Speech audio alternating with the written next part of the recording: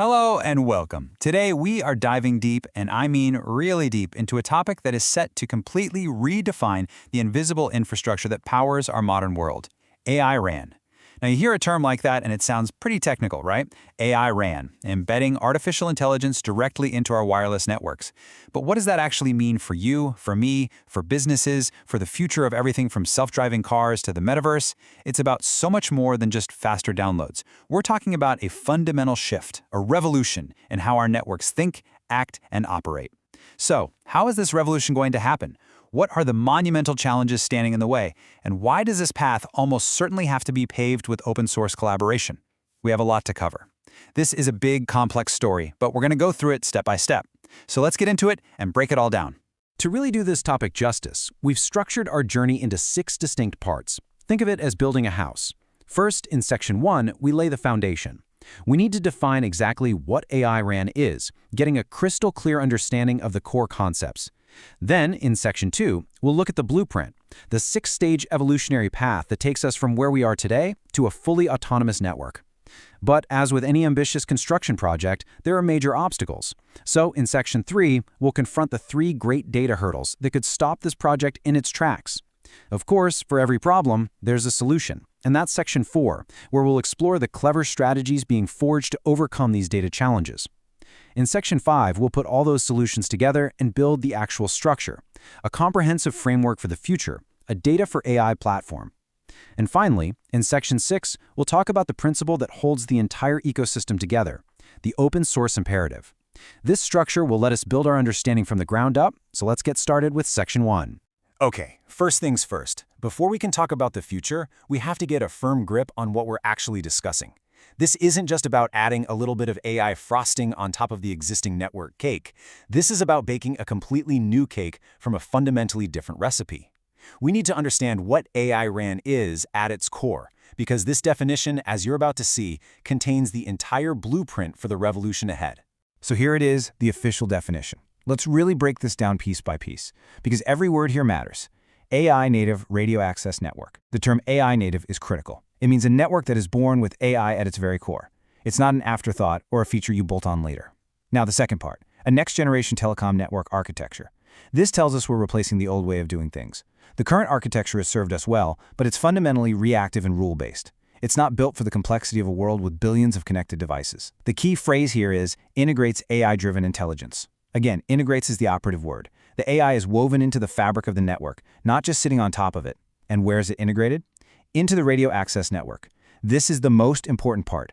The RAN is the final, incredibly complex wireless link between the network and your device. It's the front line. And putting the intelligence right there is what makes this a game changer. And why do we do all this? To enhance network performance, efficiency, and operations. Better performance means faster speeds and lower latency. Better efficiency means using less power and making the most of our limited airwaves. And better operations means a network that can predict problems and heal itself. So when we say AI-driven intelligence, we're not talking about some single monolithic AI. It's actually a whole toolkit, a full stack of technologies. At the base layer, you have machine learning. This is all about prediction, forecasting network traffic in a city district, predicting which users are about to move, or anticipating signal degradation. Then you have more advanced forms like deep learning and reinforcement learning. This is where the network learns from experience. It can run thousands of simulations to figure out the absolute best way to manage a complex radio environment, adapting its strategy in real time, on its own. And it gets even more advanced. We're talking about generative AI and large language models. Imagine an AI that can generate synthetic but perfectly realistic network data to train other AIs on rare events, solving the data scarcity problem. Or an LLM that lets a network engineer diagnose a problem by just talking to the network. And looking further out, we're even seeing the rise of agentic AI, the idea of autonomous AI agents managing different parts of the network, all collaborating towards a common goal. This is the full spectrum of intelligence we're embedding. Now let's focus on the where, the radio access network, or RAN. Think of the entire internet and telecom system as a network of roads. The core network is the massive high-speed interstate highway system. The RAN, on the other hand, is all the local streets, the intersections, the on-ramps and off-ramps that connect every single house, every single device to that highway. For decades, the RAN has been, for lack of a better word, kind of dumb. It operates on a fixed set of pre-programmed rules. If signal strength drops below X, switch the user to tower Y. It's purely reactive. But this is also where the most complex, most chaotic, and most time-sensitive action happens. It's a constant, real-time ballet of managing radio signals, dodging interference, and juggling thousands of users all at once. By injecting AI right here, at the point of maximum complexity, you get the most leverage. You're turning a reactive system into a proactive, intelligent one that can make millions of optimized decisions every second. That's why this is so transformative. And that brings us to this quote, which absolutely nails the bigger picture. Let's unpack it. A complete transformation of how we build. In the past, building a network meant buying very specific, very expensive, single-purpose hardware from a handful of vendors. With AI RAN, you build on a flexible, software-defined computing platform. It's about agility. Next, how we operate. The old model is reactive. An alarm goes off in the middle of the night, an engineer has to go fix it. The new model is predictive. The AI foresees a potential failure and intelligently reroutes traffic or schedules maintenance before anything breaks. And most importantly, how we monetize the network. For decades, telecom companies have sold one thing: connectivity. It's been a race to the bottom on price. But if your cell towers is now also a powerful, low-latency AI computer, you can sell brand new services. You can offer real-time AI inferencing as a service to local businesses, factories, or smart city applications. The network itself becomes a platform for innovation and a new source of revenue. So what does this all run on? What's the engine under the hood? It's not just software. It requires a new kind of hardware foundation, a unified computing platform. Unified is the key. Traditionally, the hardware that ran the network functions was completely separate from the hardware that ran IT applications or AI. This new platform merges them. And it's built on heterogeneous accelerated computing. That's a mouthful, but the concept is simple. You use the right tool for the right job. You have your CPUs, the general purpose processors, for running the main operations. You have your GPUs, which are absolute powerhouses for the parallel processing required by AI workloads. And you might have NPUs, specialized network processing units designed to shuttle data packets around at lightning speed. It's a powerful, flexible toolkit. This platform can run both the demanding, real-time network functions and the AI workloads side by side on the same hardware. This means incredible efficiency. During peak hours, all the power can be dedicated to the network. But overnight, when traffic is low, that same expensive hardware can be used to train new AI models. It's a complete shift in asset utilization. Okay, so we have our definition. We know what AI RAN is and what it runs on. But a revolution like this doesn't happen overnight. You don't just flip a switch and have a fully autonomous network. It's a journey, and that journey has been mapped out into a 6-stage evolution. This roadmap shows us how the industry will get from here to there, starting with the most practical, easy-to-justify applications, and gradually moving towards the ultimate vision of an AI-native world. And here's that roadmap. You can see the logical progression. It starts with money, right? Stage 1 is all about using AI to lower the total cost of ownership, the TCO. That's the immediate business case. Once the value is proven, you move to Stage 2, building out the necessary infrastructure at the edge. Stage 3 is the big pivot, where the network becomes a platform for making money, an AI inferencing hub. Stage 4 is where we look to the future, embedding AI deeply into the standards for 5G Advanced and 6G. By Stage 5, every component in the network is AI native. And finally, Stage 6 addresses the critical issues of data privacy and scale with federated AI learning. So, let's take a closer look at each of these stages, starting at the beginning. Stage 1 is all about the low-hanging fruit. It's the pragmatic first step that makes immediate financial sense. How can we use AI to run the network we already have, but cheaper? The classic example is power savings. A cell site uses a tremendous amount of energy. AI can intelligently monitor traffic patterns and power down parts of the site when they're not needed, like in the middle of the night in a business district, and then power them back up just before the morning rush. Another key application is predictive maintenance. Instead of waiting for a component to fail, which causes an outage and requires an expensive emergency repair, an AI model can analyze performance data and predict a failure weeks in advance, allowing for planned, non-disruptive maintenance. These are straightforward applications that deliver a clear return on investment, justifying the initial spend on this new technology. Once operators see the savings from Stage 1, they move to Stage 2, which is about building for the future.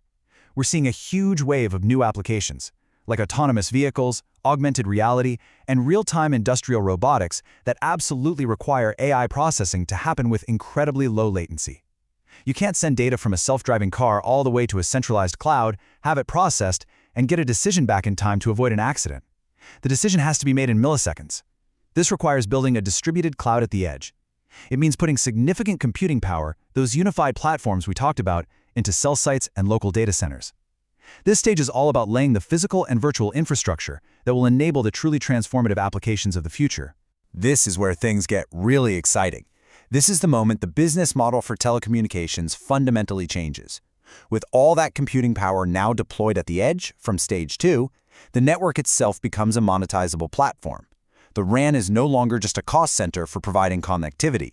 It's a revenue-generating AI inferencing hub. A mobile operator can now sell AI as a service directly from their network infrastructure. Imagine a smart factory that needs to do real-time video analysis for quality control. Instead of building their own expensive on-site server farm, they can just pay the telecom provider to run their AI models on the local 5G cell tower. This opens up a whole new world of B2B services and revenue streams for operators, finally allowing them to monetize their massive investment in 5G and beyond. In stage 4, we see a shift from AI being an application that runs on the network to AI becoming a fundamental part of the network. Right now, we're essentially retrofitting AI onto a network architecture that wasn't designed for it.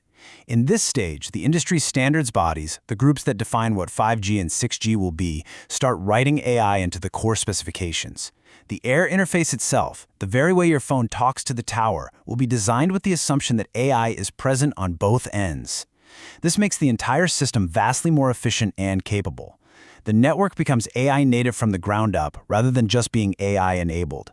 This is a crucial step towards a truly intelligent and autonomous system. Following on from the standards work in stage 4, by stage 5, the vision is becoming a reality. Here, every single component in the network, from the radios to the routers to the software that manages it all, is designed with AI at its core. It's a complete architectural transformation. You have AI embedded both vertically, within each individual component to optimize its own function, and horizontally, with components sharing intelligence and coordinating their actions across the entire network. This creates a deeply integrated system that is constantly learning, adapting, and self-optimizing in a holistic way. It's no longer a collection of discrete boxes with some AI sprinkled on top. It's a single, cohesive, intelligent organism. Finally, stage 6 tackles one of the biggest challenges in AI: data privacy and scale. To train incredibly powerful AI models, you need vast amounts of diverse data. But centralizing all that network data from different operators, different regions, and millions of users into one place is a privacy and logistical nightmare. This is where federated learning comes in. It's a revolutionary approach where, instead of bringing the data to the model, you bring the model to the data. The AI model is sent out to the edge nodes across different networks. It learns locally from the data on that node, without that sensitive data ever having to leave. Only the learning updates, the insights, are sent back to a central server to be aggregated into an improved global model.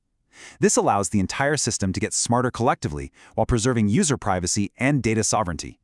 It's the key to making AI RAN scalable and trustworthy. Okay, so that 6-stage evolution sounds fantastic, right? A clear path to a smarter future. But this journey is anything but easy. It's not a walk in the park.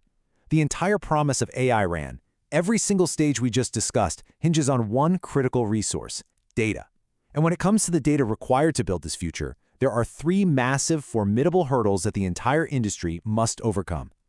To appreciate the solutions, we first have to have a very honest look at the problems. The first great hurdle is one of pure scale. It's about data management. A modern wireless network is a fire hose of data. We're not just talking about user traffic like videos and web pages, we're talking about telemetry, performance metrics, event logs, and signal quality measurements from millions of devices, all being generated every single millisecond. The sheer volume is staggering. It's a torrent of information. So the first fundamental challenge is simply this: how do you even begin to collect, store, and process this ocean of data without drowning in it? And it gets worse when you look at the details. First, you have data silos. The data isn't in one neat place. It's scattered across dozens of different systems from different vendors, each with its own format. The radio data is here, the transport data is there, the core network data is somewhere else. It's nearly impossible to get a holistic view, which is exactly what an AI needs. Then you have the real-time processing requirement. For the RAN, a decision that's a second late is useless. All this data has to be processed and acted upon in milliseconds. The data ingestion and complexity is another beast. The data comes in all shapes and sizes. Some is structured, some is unstructured, and it's all incredibly complex. Just getting it into a usable format is a massive engineering challenge. And finally, you have to do all of this while navigating a minefield of compliance and regulation like GDPR, which puts strict limits on how you can handle user data. Now, this brings us to the second hurdle, which is a bit of a paradox. Even though the network is producing an ocean of data, the specific, high-quality, labeled data needed to train a sophisticated AI model is incredibly scarce. And this is the fundamental truth of AI: garbage in, garbage out. If you train your model on bad or insufficient data, you will get a bad model. And in a live network, a bad AI model can cause catastrophic failures. So why is the good stuff so hard to find? Let's break down this scarcity problem. First, many of the most important network problems, like a rare type of interference or a specific equipment failure, don't happen very often. That's good for network reliability, but it's terrible for data collection. You simply don't have enough examples to train a robust AI. Again, data privacy laws are a major factor. Even if you have the data, you might not be legally allowed to use it for AI training. Then there's the incredibly high cost of collection and annotation. Getting the raw data is one thing, but you need human experts to go through it and label it. This is an example of a handover failure. This pattern indicates a cross-feed interference. This is a slow, manual, and extremely expensive process. And finally, as we mentioned, the raw data is often unstructured and vendor-specific. Data from one vendor's equipment looks completely different from another's, making it a nightmare to combine into a single cohesive training dataset.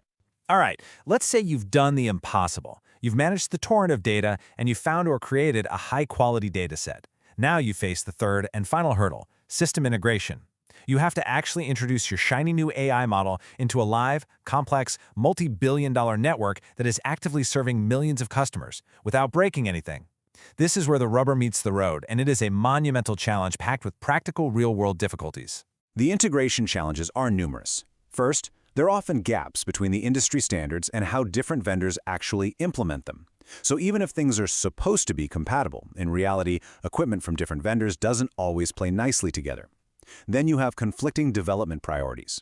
The academic world might be focused on developing the most mathematically perfect AI model, while an operator is focused on stability and reliability. These priorities can clash. The testing complexity is off the charts. How do you safely and thoroughly test a powerful new AI model?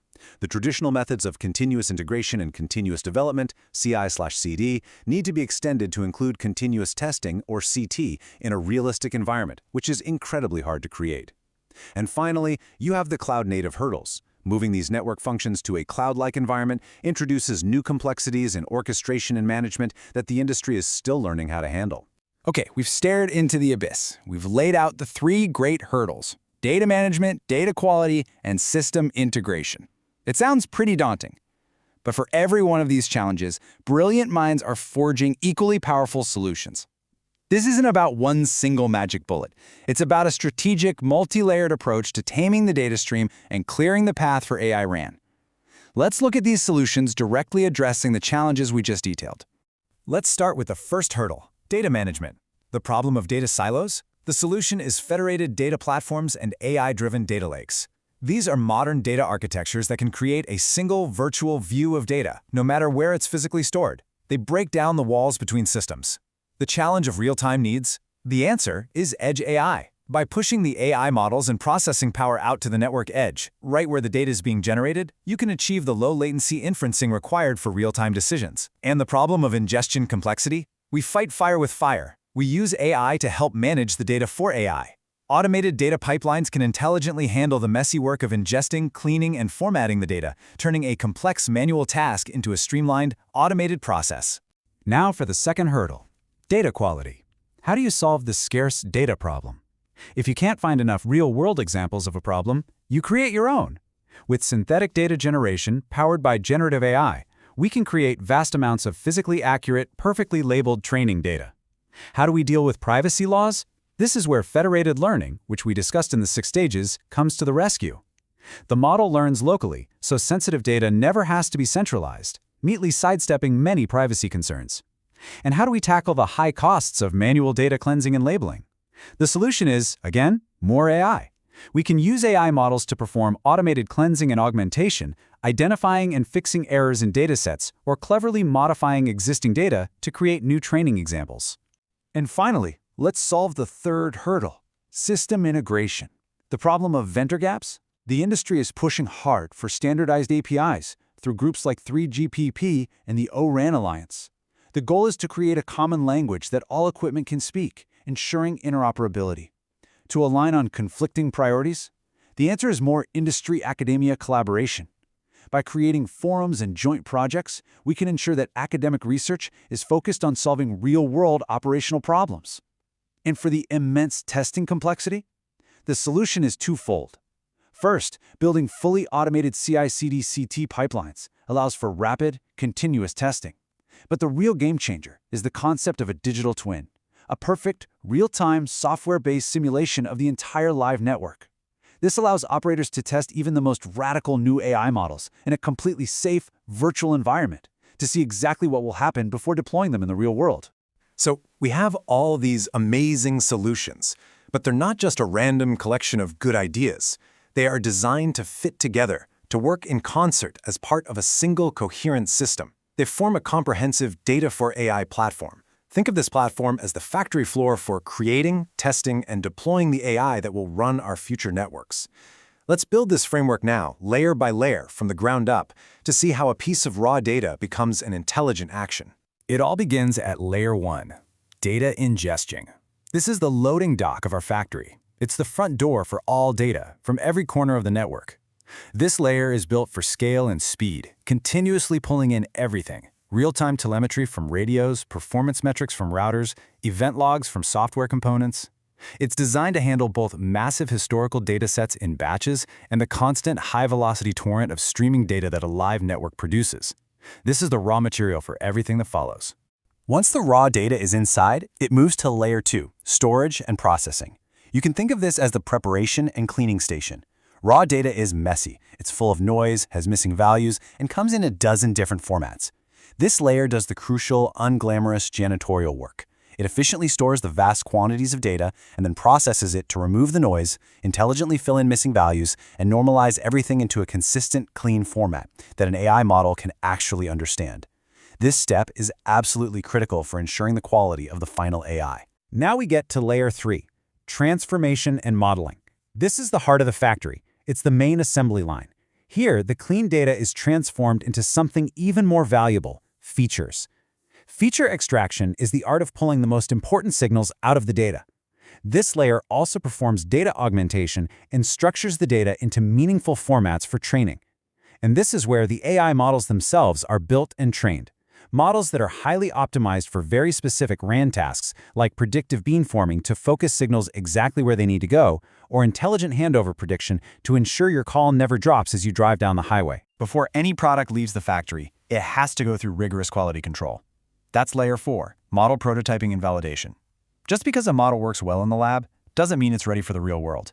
Here, we use those digital twins and advanced simulations to thoroughly assess the model's impact. Will it actually improve network performance? Is it robust enough to handle unexpected situations? And most importantly, we validate that there is zero chance the model could accidentally disrupt live network operations. No model gets to the next stage without passing this exhaustive battery of tests. Once a model is fully validated, it's time for Layer 5, model deployment and serving. This is where the finished product is shipped out and put to work. The validated models are deployed out to the network edge, onto those unified computing platforms. They are highly optimized for low latency, real-time decision-making. Using sophisticated deployment tools, these models are integrated into the live network operations, where they start making smart, autonomous decisions that actively improve the performance and efficiency of the RAN. This is the final step where data becomes action. And watching over this entire 5-layer factory is the capstone governance and operations. This isn't a layer in the data flow, but an overarching management and automation framework that ensures the whole process runs smoothly, efficiently, and responsibly. It's a suite of disciplines often called XOps, MLOps for managing the machine learning lifecycle, data ops for the data pipelines, and so on. This capstone layer automates everything from testing to deployment to monitoring, and it implements the principles of federated governance to manage models and data across different domains. It's the brain that runs the entire factory. So, we've defined AI RAN, we've walked the evolutionary path, we've faced the data hurdles, and we've built the framework of solutions. When you look at the sheer scale and complexity of everything we've just discussed, one conclusion becomes unavoidable. No single company, no matter how large or powerful, can do this alone. And that brings us to our final and perhaps most important section, the open source imperative. In a challenge this great, collaboration isn't just a nice idea, it is an absolute necessity. When it comes to developing this future, the industry stands at a fork in the road. One path is the traditional, proprietary route. This world involves expensive software licenses, it leads to vendor lock-in where you're stuck with one company's ecosystem, and because all the development happens behind closed doors, it generally leads to slower innovation and less transparency. But there's another path, the open source path. This model is more economically viable because it's built on shared investment. It actively fosters collaboration, bringing the best ideas from across the entire industry together. This pooling of global brainpower dramatically accelerates advancements, and because the code is open for all to see, it ensures a level of accountability and trust that a closed system can never match. And this gets to the heart of the matter, captured perfectly in this quote. The conversation around AI today is rightly dominated by questions of trust, ethics, and security. When you are building AI that will control a nation's critical communications infrastructure, trust is not optional. The transparency inherent in open source development is our best tool for building that trust. It allows a global community of experts to inspect the code for biases, to check for security vulnerabilities, and to hold the entire system accountable. It is the foundation for creating AI-driven systems that are not just powerful and efficient, but also trustworthy and ethical. And so, this brings us to our final thought. We've seen today that AI IAR isn't just an incremental improvement. It represents a monumental leap in the power, complexity, and intelligence of the networks that connect us all. The power to create self-driving, self-healing, and self-optimizing infrastructure is within our grasp. But with that great power comes an even greater responsibility. And so the question we're left with is this: as AI fundamentally reshapes these critical systems, is the open, collaborative, transparent development model we've discussed not just a better way, but perhaps the only way to ensure this immense power is built responsibly, ethically, and for the benefit of all? Thank you for joining me on This Explainer.